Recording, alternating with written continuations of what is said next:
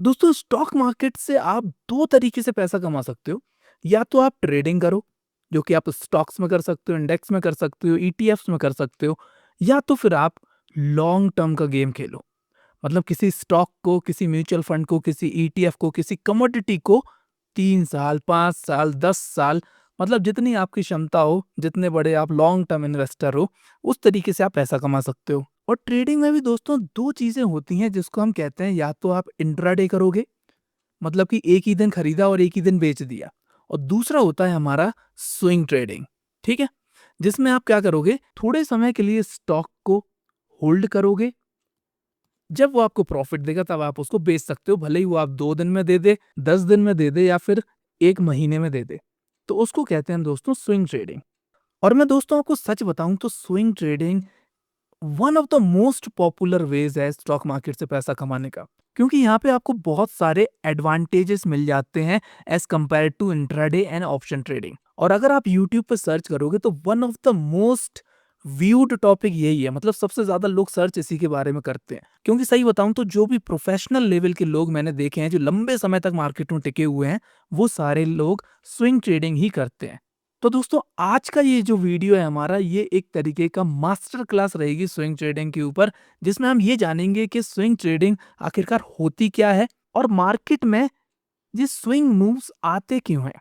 इसके बाद हम जानेंगे कि कौन कौन से इमोशंस हैं जो एक स्विंग ट्रेडर के अंदर बिल्कुल नहीं होना चाहिए, और जो प्रोफेशनल्स हैं वो कौन कौन से रूल फॉलो करते हैं। तो दोस्तों मैं आपसे यही बोलूंगा कि आने वाले 20 मिनट्स आप कहीं पे भी नहीं जाइएगा, क्योंकि यहाँ पे आपको स्विंग ट्रेडिंग के ऊपर वो नॉलेज मिलने वाली है जिसकी वजह से आप स्टॉक के प्राइस एक्शन को बहुत अच्छे से समझ पाएंगे और बेहतर तरीके से मार्केट में ट्रेड कर पाएंगे। तो इस वीडियो को यही रिक्वेस्ट है आपसे कि एंड तक जरूर देखना। तो चलिए दोस्तों बिना किसी टाइम वेस्ट किए हम सीधे चलते हैं वीडियो के अंदर। तो दोस्तों सबसे पहले हम ये समझेंगे कि स्विंग ट्रेडिंग आखिरकार होता क्या है। आपने कभी ये गौर किया है कि स्विंग ट्रेडिंग में स्विंग का मतलब क्या है और क्यों इसको हम स्विंग ट्रेडिंग कहते हैं? क्योंकि जैसा कि आप देखोगे कि ये जो मूव आपको दिख रहा है ना, ये इतना सा मूव प्राइस नीचे चलता हुआ आ रहा था, फिर अचानक से उसने एक ये स्विंग दिया और फिर प्राइस हमारा नीचे कंटिन्यू कर गया। तो स्विंग ट्रेडिंग क्या है? इस मूव को कैप्चर करने की कला है।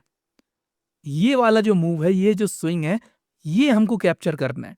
और ये दोस्तों डेली टाइम फ्रेम है। तो ये छोटा सा मूव है ना, इसको आप छोटा नहीं समझो, ये मोर देन 15 दिन का मूव है। और इसको अगर परसेंटेज वाइज अगर हम निकालें तो ये हमारा 11% का मूव है। कितने परसेंट का? 10.69, मतलब कि नियरली 11% का ये मूव है। तो आई होप दोस्तों आपको ये पता चल गया होगा कि स्विंग ट्रेडिंग का नाम स्विंग क्यों पड़ा है। अब ये क्या छोटा सा मूव है, कभी कभी क्या है कि हम एक लंबे ट्रेंड को भी कैप्चर करते हैं। उसकी स्ट्रेटजी और उसका मेथड अलग होता है, जैसा कि आप यहाँ देख रहे होगे। अब आप देखोगे कि इस पॉइंट से लेके इस पॉइंट तक इस स्टॉक ने अप ट्रेंड दिया है, पर अगर इसका हम रिटर्न चेक करें तो ये आ रहा है दोस्तों 30% का। और कितने दिनों में आया है ये? 66 डेज में, मतलब कि 2 महीने में ये 30% का मूव इस स्टॉक ने दिया है। और मैं यहाँ पे देख पा रहा हूँ कि स्टॉक ने एक हेल्दी अप ट्रेंड दिया है। क्योंकि अप ट्रेंड को पता करने की दोस्तों क्या तरीका होता है हमारा? हायर हाई हायर लो का, जो मैं ऑलरेडी प्राइस एक्शन वाली वीडियो में समझा चुका हूँ। तो प्राइस एक्शन का जो असली मजा है ना दोस्तों, अगर आपको देखना है ना, तो वो स्विंग ट्रेडिंग में आपको मिलेगा।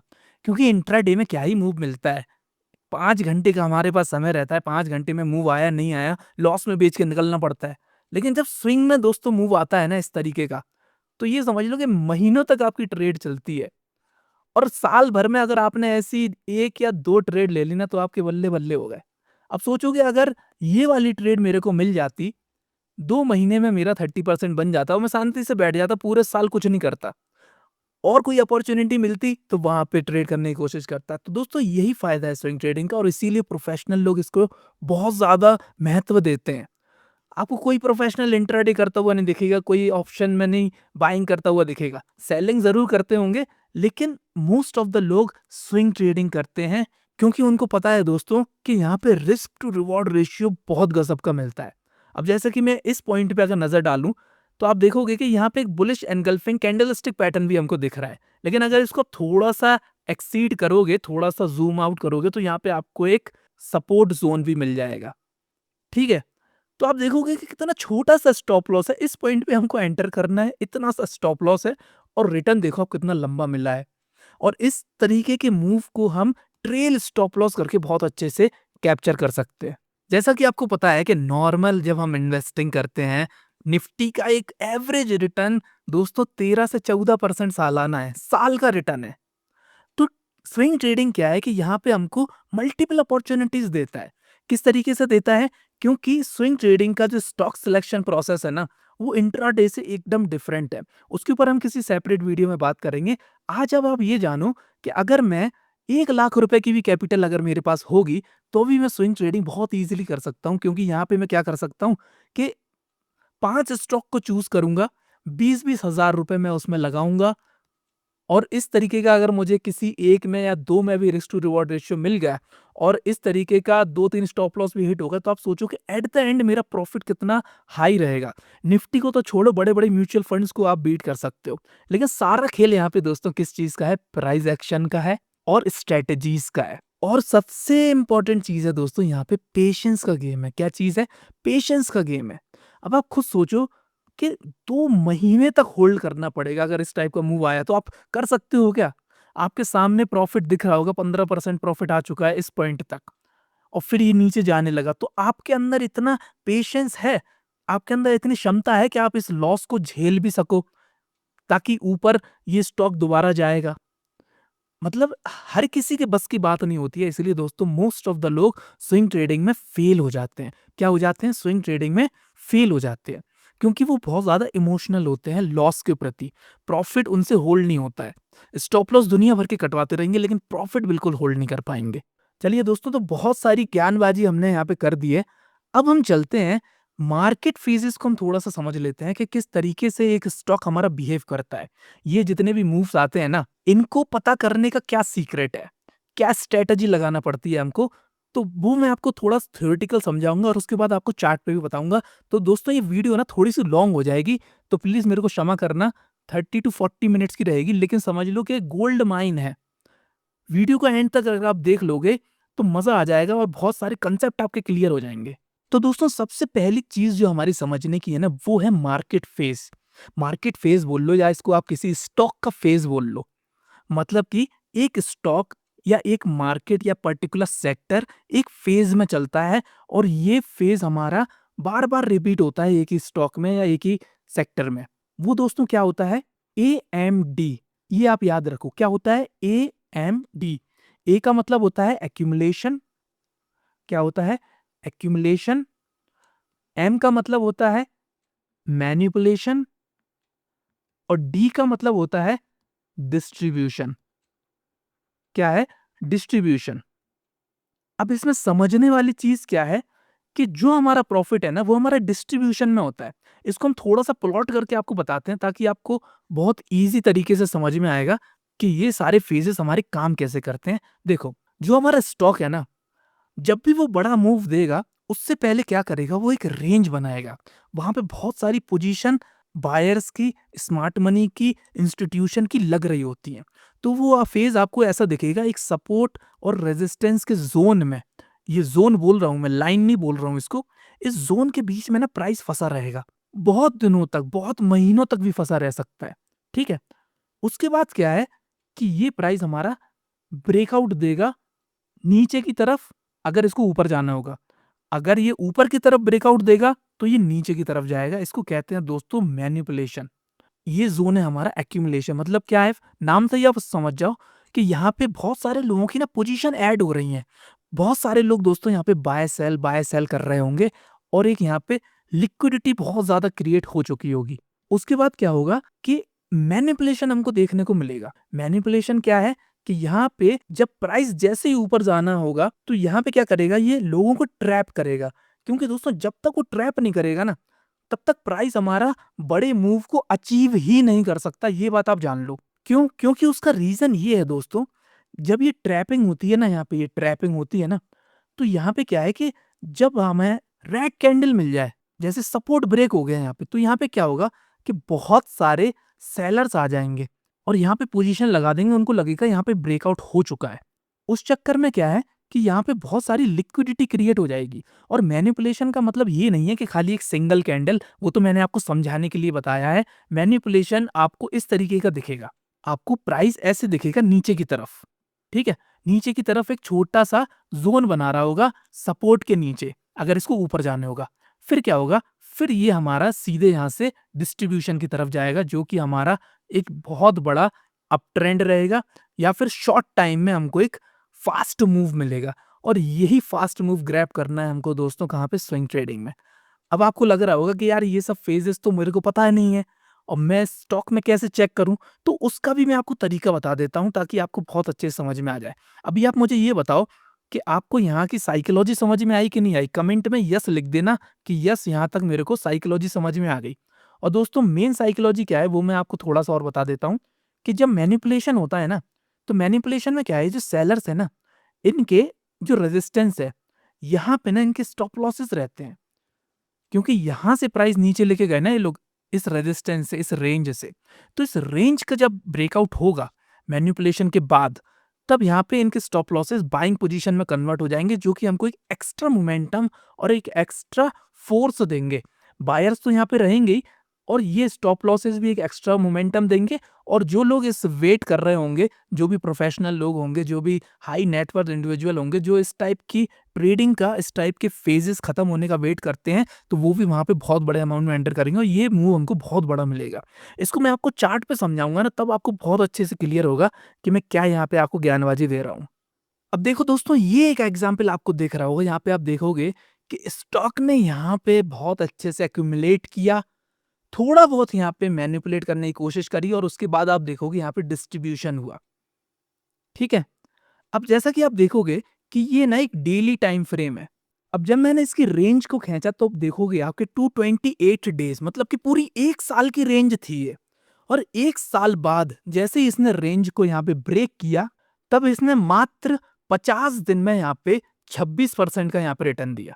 अब कुछ लोग कह रहे होंगे यार कि आप तो बहुत पुराना एग्ज़ाम्पल बता रहे हो, 2016 का, जहाँ पे ये चीज़ हुई है। तो दोस्तों, मार्केट वर्क ही ऐसे करती है। अब मैंने एग्जाम्पल आपको इसलिए पुराना दिखाया है क्योंकि स्टॉक मार्केट में हमारे दोस्तों 5000 से ज्यादा स्टॉक्स हैं जिसमें ट्रेडिंग होती है, जिसमें से निफ्टी 500 के स्टॉक तो वो स्टॉक्स हैं जो निफ्टी के टॉप 500 कंपनीज हैं, जहां पे लिक्विडिटी भी ठीक ठाक है, मूव्स भी अच्छे आते हैं और ट्रैपिंग भी नहीं होती है। तो आपका काम ये है कि ये मैंने उस चीज के लिए बताया है कि जब आपको इस टाइप का फेज मिले, तब आप बड़े रिटर्न अगर आपको चाहिए हैं, तो मतलब कि इस टाइप के स्टॉक्स, इस टाइप का फिनोमिना अगर आपको साल में 5 से 6 स्टॉक्स में भी मिल गया और किसी 1-2 में भी सक्सेस हो गया, तो आपका रिटर्न बन जाएगा ना। अब मार्केट वर्क ही ऐसे करती है, एक्युमुलेट करती है, मैनिपुलेट करती है, फिर डिस्ट्रीब्यूट करती है। तो ये आप छोटे टाइम फ्रेम पे भी देख सकते हो, इसको आप 1 आवर के टाइम फ्रेम पे भी देख सकते हो, तो भी आपको सेम यही सिनेरियो मिलेगा। अब लोग कहते हैं कि सपोर्ट एंड रेजिस्टेंस ब्रेक हो गया, इसलिए हुआ। भाई, वो सपोर्ट एंड रेजिस्टेंस तो आपने बताया है ना वो चीज़, लेकिन एक्चुअल में जो मार्केट की जो फेजेस हैं, उसको हर स्टॉक रिस्पेक्ट करेगा, उसको हर स्टॉक फॉलो करेगा। इसको आप किसी भी स्टॉक में उठा के देख लेना, फिनोमिना आपको यही मिलेगा। किसी-किसी में यहाँ पे मैनिपुलेशन होगा, फिर ऊपर जाएगा लिक्विडिटी ग्रैब करके। क्योंकि मैंने देखा है दोस्तों कि कुछ लोग ना स्विंग ट्रेडिंग एकदम चिंदी चोरी के लिए करते हैं। मतलब कि यार 5% उनका मिल गया, 8% उनका बन गया तो निकल गए वहाँ से। क्यों? क्योंकि उनको पता ही नहीं है कि स्विंग ट्रेडिंग फिनोमिना क्या है। स्विंग ट्रेडिंग ये समझ लो कि एक लॉन्ग टर्म बायर ही है वो, जो कि होल्ड करना जानता है, प्रॉफिट को पचाना जानता है। अब बेचारे इंट्राडे वाले अगर स्विंग ट्रेडिंग करेंगे तो पहली बात तो वो कर ही नहीं पाएँगे, क्योंकि ये गेम ही एकदम अलग है। यहाँ पे उनसे 40-50 दिन का वेट होगा ही नहीं। उनको तो ये 25% आज चाहिए, आज के आज ही चाहिए, शाम से पहले, मार्केट क्लोज़ होने से पहले। अब मुझे ये बताओ कि किसकी एक्यूरेसी ज़्यादा होगी? अब जैसा कि अगर आप इस एग्ज़ाम्पल में भी देखो, तो जो हमारा ब्रेकआउट हुआ है, अगर स्टॉप लॉस लगाने होता मेरे को, तो मैं इतना सा स्टॉप लॉस लगाता बस। ये मेरा स्टॉप लॉस है, ₹2 का स्टॉप लॉस है, और टारगेट देखोगे आपके, ये हमारा 35 तक गया। तो रिस्क टू रिवॉर्ड रेशियो के मामले में दोस्तों, स्विंग ट्रेडिंग जीतती है। इतना बड़ा रिस्क टू रिवॉर्ड रेशियो आपको किसी और फॉर्म ऑफ ट्रेडिंग में नहीं मिलेगा। इसके बाद दोस्तों, हम ऐसे 3 एलिमेंट्स को जानेंगे जो स्विंग ट्रेडिंग करने में हमारी बहुत ज़्यादा हेल्प करते हैं। और ये 3 एलिमेंट अगर आपने समझ लिए, ये समझ लो कि चौथा एलिमेंट या चौथी चीज़ आपको, कोई चौथी स्ट्रैटेजी आपको जानना ही नहीं पड़ेगी, क्योंकि वो होती ही नहीं है। अब लोग अलग से कुछ वीडियो बना दें यूट्यूब पे व्यूज़ कमाने के लिए तो वो बात अलग है, लेकिन इन 3 के अलावा चौथी कोई और चीज़ नहीं होती है दोस्तों, स्विंग ट्रेडिंग अगर आपको करना है तो। क्योंकि स्विंग ट्रेडिंग में क्या है कि आप खाली बाय कर सकते हो, समझ रहे हैं? क्या कर सकते हो? खाली बाय कर सकते हो, क्योंकि शॉर्ट सेलिंग हमारी मार्केट में बैन हो चुकी है। शॉर्ट सेलिंग आप कभी कर ही नहीं सकते हो अभी। या तो फिर आपको उसका फ्यूचर्स सेल करना पड़ेगा, ठीक है? या फिर आप उसका ऑप्शन सेल करो, समझ रहे?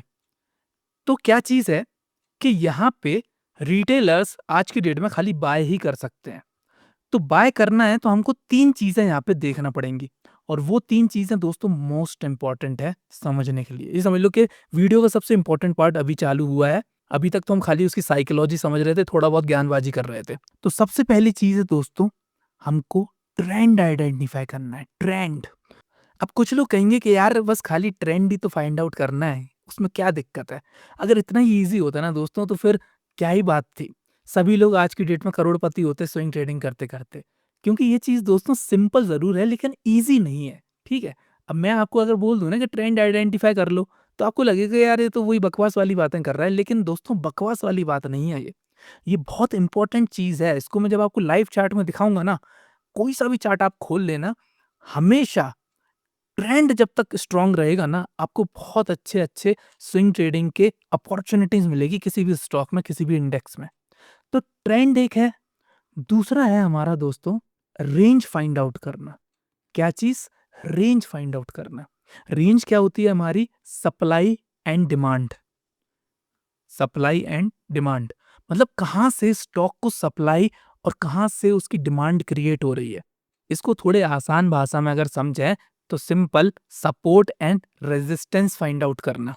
Support and resistance. और तीसरी चीज है दोस्तों हमारी सबसे इंपॉर्टेंट, जहां पे हमको ट्रेड लेना है, वो है हमारा ब्रेकआउट। ब्रेकआउट के ऊपर ऑलरेडी मैं एक सेपरेट वीडियो बना चुका हूँ, 30 मिनट्स की है। बहुत अच्छे तरीके से समझाया गया है कि एक रियल ब्रेकआउट और फेक ब्रेकआउट को कैसे पहचानें। लेकिन दोस्तों आप ये समझो कि इन 3 एलिमेंट के अलावा आपको किसी और चीज़ की ज़रूरत ही नहीं है। क्यों? क्योंकि सबसे पहली चीज़ क्या है, अगर स्टॉक हमारा ट्रेंडिंग है, स्टॉक हमारा किसी एक ट्रेंड में है, तब आपको ये समझ लो कि स्विंग ट्रेडिंग की बहुत ज़्यादा अपॉर्च्युनिटीज़ मिलेंगी। दूसरा, अगर स्टॉक हमारा रेंज में है, तब हमको क्या करना है, उस स्टॉक से दूर रहना है। उस स्टॉक के पास भटकना नहीं है बिल्कुल भी, क्योंकि वो आपके मतलब का स्टॉक ही नहीं है। तो ट्रेंड किस लिए है? अच्छे स्टॉक्स को लिस्ट इट आउट करने के लिए, क्योंकि वहाँ पे आपको स्विंग ट्रेडिंग की अपॉर्चुनिटी मिलेगी। रेंज किस लिए है? कि उन स्टॉक से दूर रहना है आपको। उन स्टॉक्स में ज़्यादा घुसना नहीं है, उसमें ज़्यादा लफड़बाजी आपको करनी नहीं है, क्योंकि वो अभी रेंज में है। अभी डिसाइड नहीं हुआ है, मार्केट ने प्राइस को एक्सेप्ट नहीं किया है कि उसको ऊपर की तरफ जाना है कि नीचे की तरफ जाना है। और तीसरा सबसे इंपॉर्टेंट है ब्रेकआउट, जो हमें एंट्री में हेल्प करेगा। क्या करेगा? एंट्री में हेल्प करेगा। क्योंकि ट्रेंड तो पता कर लोगे आप, रेंज पता कर लोगे, अब एंट्री भी तो लेनी है ना, किस पॉइंट पे एंट्री लें? तो वो चीज़ हमारी ब्रेकआउट देती है, जो कि अगर जेन्युइन होगा तो ये समझ लो एकदम जरा-सा स्टॉप लॉस आपको लगाना पड़ेगा और बहुत लंबे-लंबे आप टारगेट अचीव कर सकते हो। इसको कोई से भी चार्ट में उठा के देख लेना है तीनों चीज़ों को। अब इसके बाद हम आपको रेंज तो आपको पता ही है कि प्राइस हमारा सपोर्ट एंड रेजिस्टेंस ज़ोन के बीच में घूमता रहता है। उसके पीछे की साइकोलॉजी मैं ऑलरेडी समझा चुका हूँ, तो आज मैं आपको 2 चीज़ें बताऊँगा कि एक ट्रेंड कैसे हमको देखना है और ब्रेकआउट पे हमको कैसे स्विंग ट्रेडिंग में एंटर करना है और किस हिसाब से हमारा टारगेट सेट होगा और किस हिसाब से हमारा स्टॉप लॉस होगा। क्योंकि कुछ लोग मैंने देखा है कि टारगेट ना बहुत एकदम बेवकूफ़ों की तरह लगाते हैं कि 3% बन गया, 5% बन गया, अब निकलो यहाँ से। और फिर बाद में देखते हैं कि यार ये स्टॉक तो साला 20% चला गया यार 3-4 दिन में। गलती करी, बेच दिया। क्यों? क्योंकि उनको पता ही नहीं है कि टारगेट किस हिसाब से सेट होना है। स्टॉप लॉस भी ऐसे ही लगा लेते हैं, ₹5 का स्टॉप लॉस लगा लिया, ₹10 का स्टॉप लॉस लगा लिया और फट सीना स्टॉप लॉस हिट करके फिर हमारा प्राइस ऊपर चला जाता है। तो ये दोस्तों बेसिक चीज़ें हैं, जो खाली बार-बार नहीं समझनी होती है। अगर एक बार समझ लिया तो इनफ है, काफ़ी है। ठीक है? तो सबसे पहले चीज़ हम समझेंगे ट्रेंड के बारे में कि ट्रेंड हमारा क्या है? तो ट्रेंड दोस्तों हमारा एक स्ट्रक्चर है, जिसको हम कहते हैं मार्केट स्ट्रक्चर। या तो वो अप ट्रेंड होगा, या तो वो डाउन ट्रेंड होगा, या तो फिर वो एक रेंज मार्केट में फंसा रहेगा। अप ट्रेंड को पता करने का तरीका है दोस्तों, higher high higher low, higher high higher लो।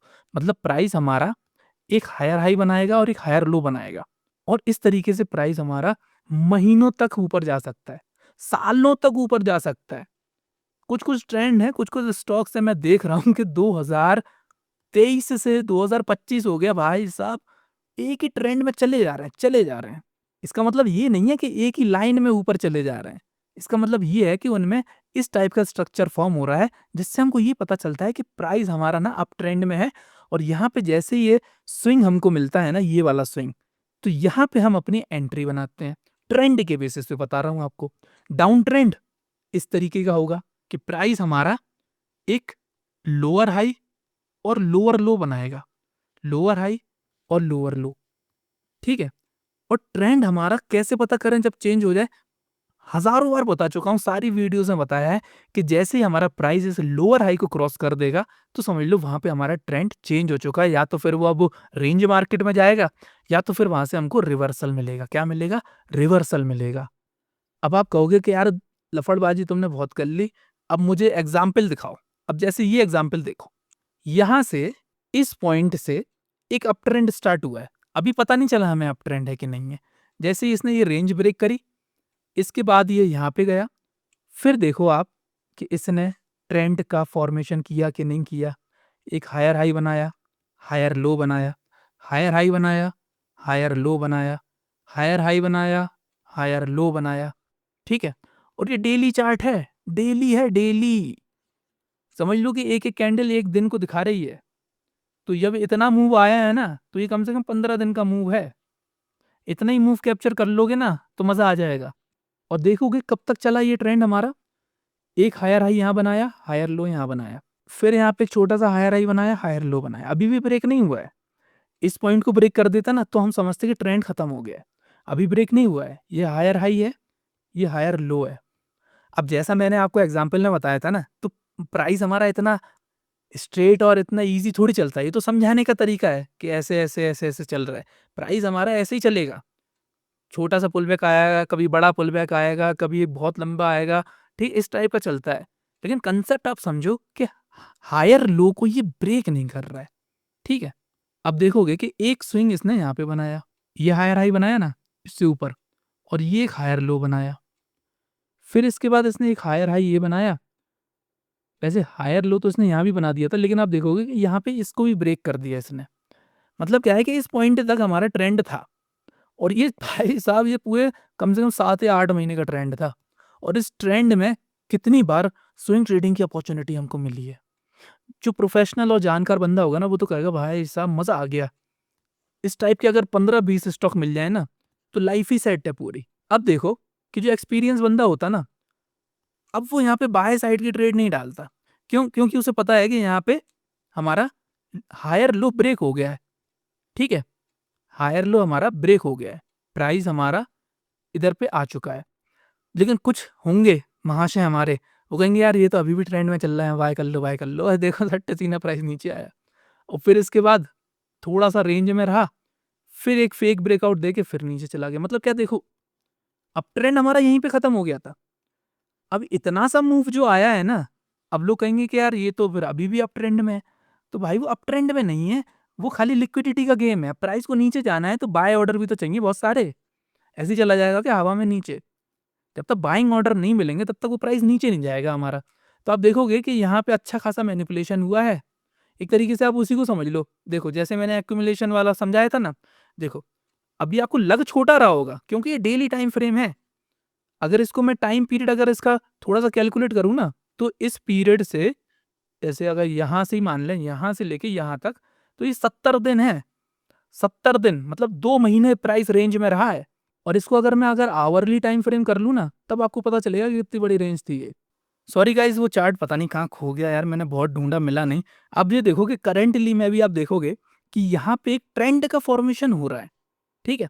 आप देखोगे कि ये एक लो है, ये हमारा एक हायर हाई बना, ये हमारा एक हायर लो बना यहाँ पे। फिर इसके बाद एक और हायर हाई बना, एक और हायर लो बना, एक और हायर हाई बना, एक और हायर लो बना। अब इसके बाद अगर ये प्राइस और ऊपर जाएगा, फिर इसके बाद जब नीचे आएगा तो फिर एक हायर लो बनाएगा, ठीक है?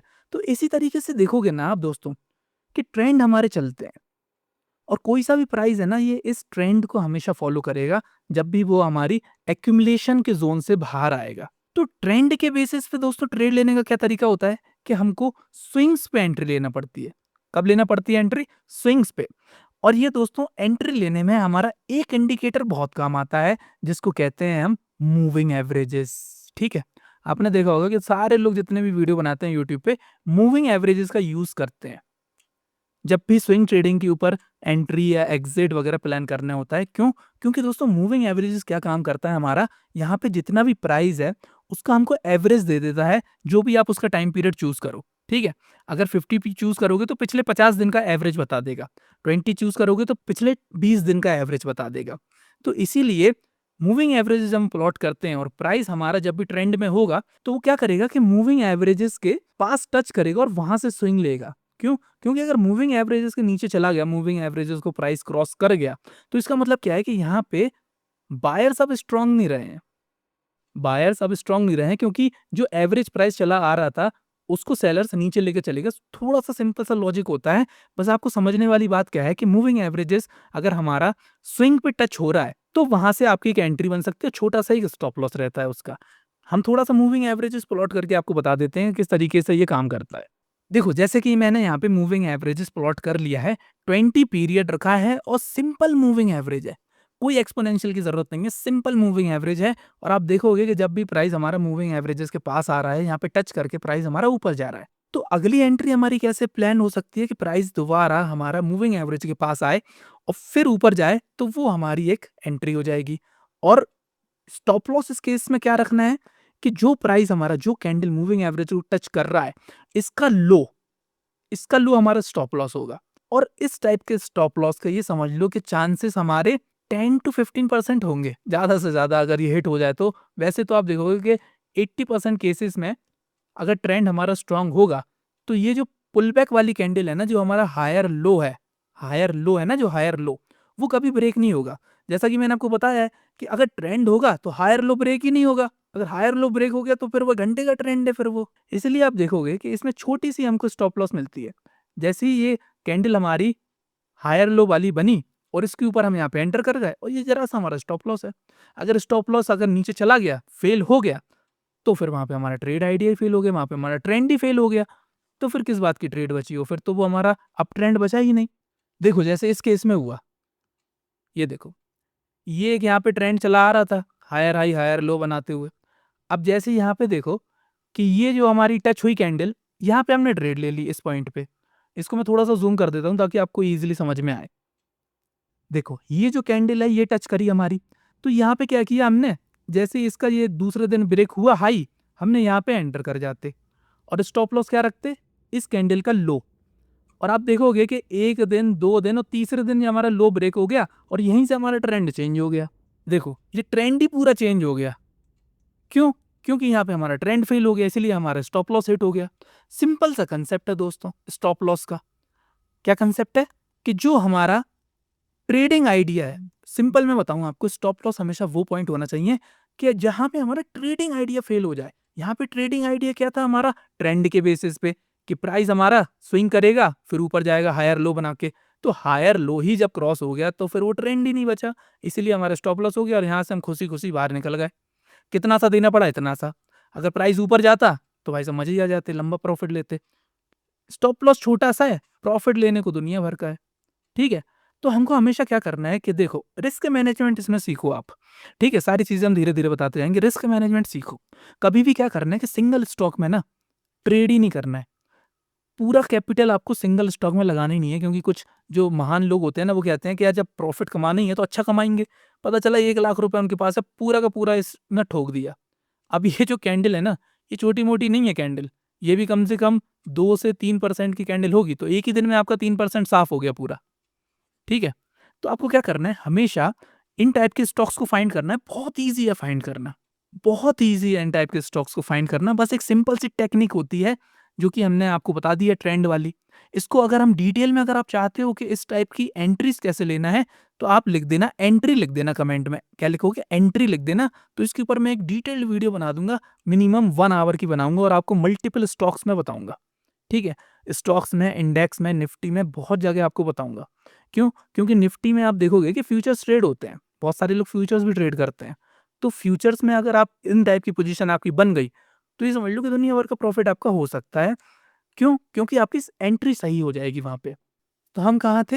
रिस्क मैनेजमेंट के ऊपर, कि यहाँ पे आपको क्या करना है कि मिनिमम अगर आपका 1 लाख कैपिटल है, तो मैं आपको अपनी स्ट्रैटेजी बता देता हूँ, मैं कोई आपको सलाह नहीं दे रहा हूँ, मैं बता रहा हूँ कि मैं स्विंग ट्रेडिंग करता हूँ और मैं क्या करता हूँ, जो भी मेरा कैपिटल है, उसको 4 या फिर 5 टाइम में डिवाइड करता हूँ। 1 लाख का कैपिटल अगर मेरा है, तो मैं क्या करूँगा 20-20 हज़ार रुपए के 5 ट्रेड लूँगा इसी तरीके के, और ज़रूरी नहीं है कि एक ही दिन में ले लूँ पूरे, जब मुझे अपॉर्च्युनिटी मिले। क्यों?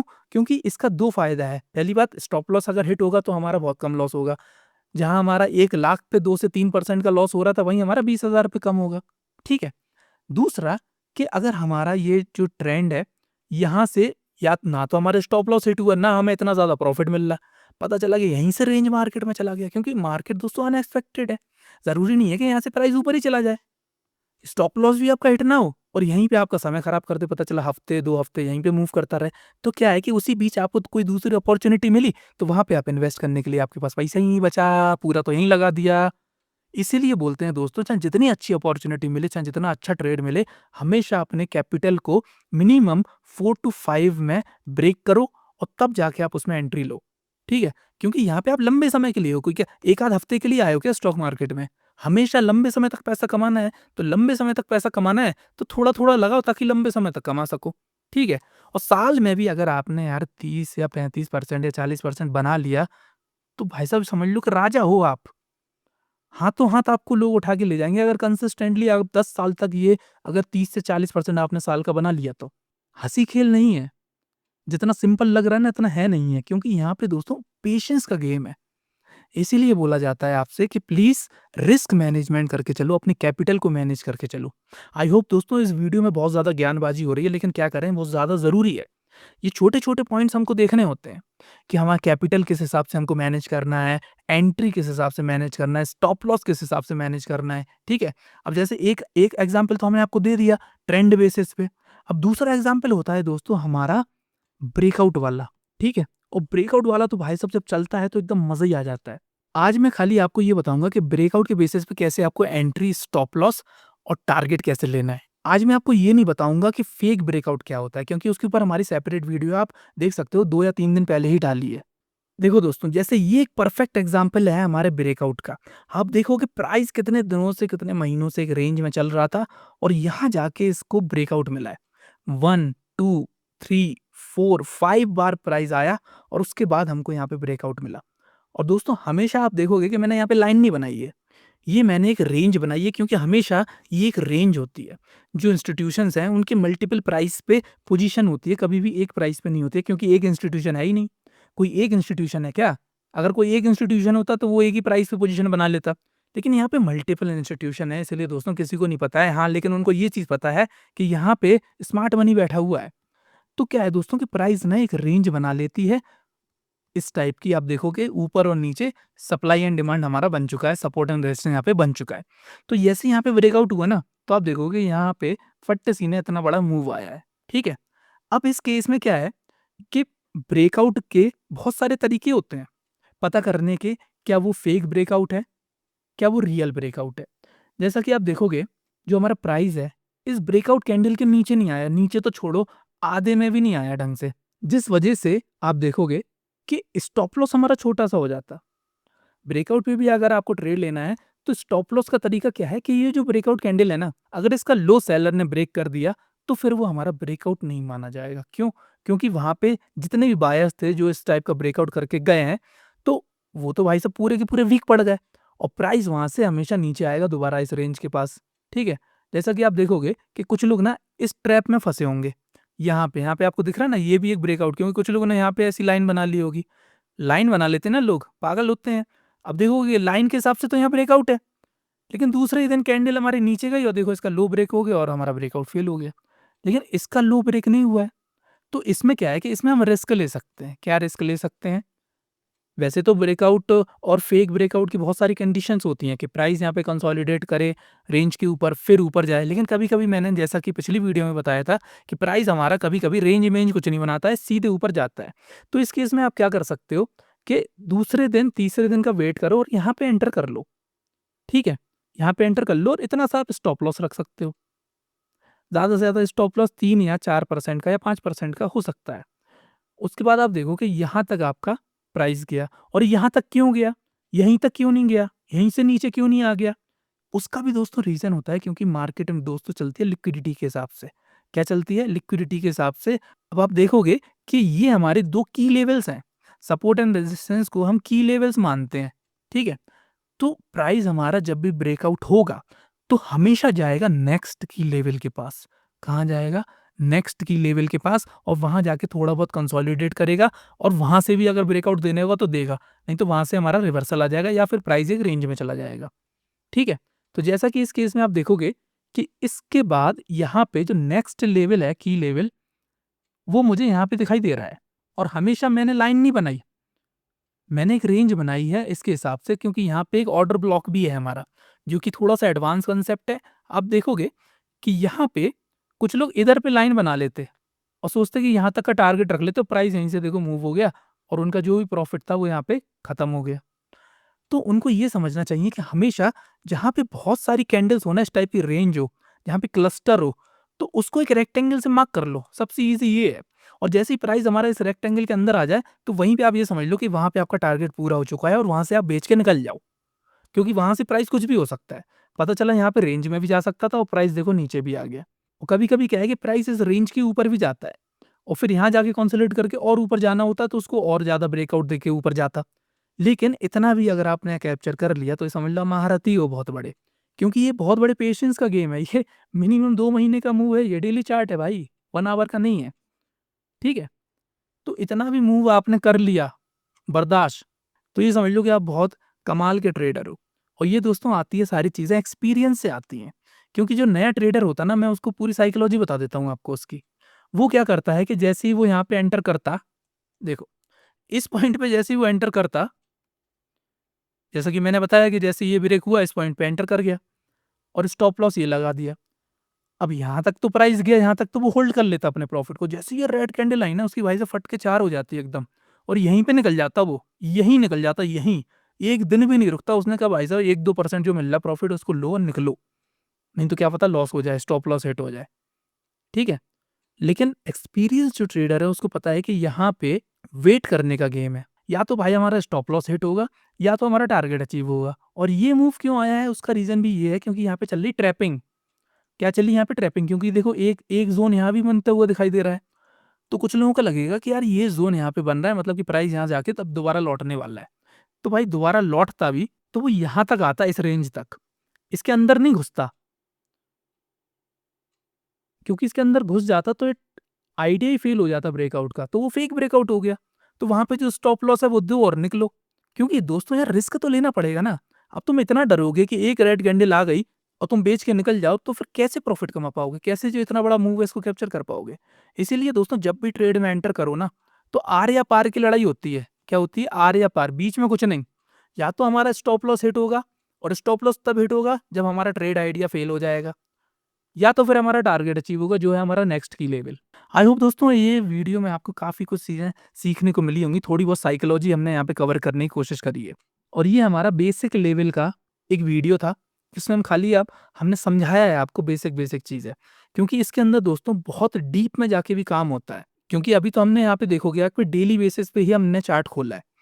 अभी जो एंट्री आपको लेना है वो डेली बेसिस पे नहीं लेना है। वो लेना है आपको 1 आवर चार्ट के बेसिस पे, 15 आवर चार्ट के बेसिस पे। तो वो हम कवर करेंगे नेक्स्ट वीडियो में। तो प्लीज़ अगर आपको वीडियो चाहिए इसके ऊपर एक और, तो कमेंट करके बता दीजिए कि हाँ, मेरे को इसका पार्ट 2 चाहिए, तो मैं उसका जल्द से जल्द बनाने की कोशिश करूँगा। और अगर अभी तक आप वीडियो देख रहे हैं, तो ये समझ लो कि आप एक बहुत लर्निंग माइंडसेट के बंदे हैं, जिनके लिए हमारा यहाँ पे इनर सर्कल है, जो कि हमारा प्राइवेट टेलीग्राम चैनल है, जिसमें आप देखोगे कि यहाँ पे बेसिक से एडवांस तक हम स्टॉक मार्केट कवर कर रहे हैं। यहाँ पे आपको बड़े-बड़े लेक्चर्स मिल जाएँगे 1-1, 2-2 घंटे के, जो कि हम यूट्यूब पे नहीं डालते हैं। जिसकी दोस्तों वन टाइम फीस है ओनली 499, जिसको ज्वाइन कर सकते हो आप, लिंक डिस्क्रिप्शन में है। ऑलरेडी 327 पीपल्स हमारे साथ जुड़ चुके हैं और जैसे ये 500 होंगे इसके बाद हम इसका प्राइस बढ़ा के 1000 कर देंगे, क्योंकि हमको क्वालिटी पीपल्स चाहिए यहाँ पे, ज़्यादा भीड़ बकरी हमको चाहिए नहीं है। इसीलिए दोस्तों अगर आप ज्वाइन करना चाहते हैं तो लिमिटेड टाइम है आपके पास, ज़्यादा से ज़्यादा 2 या 3 दिन का टाइम है। अगर आप ज्वाइन करना चाहते हैं तो लिंक इसकी डिस्क्रिप्शन में मिल जाएगी और जो भी हम वीडियोज़ बनाते हैं उसकी पीडीएफ भी आपको यहाँ से डाउनलोड करके फ्यूचर स्टडी के लिए आप रख सकते हो। तो चलिए दोस्तों, मिलते हैं आपसे अगली वीडियो में, तब तक के लिए जय हिंद, जय भारत।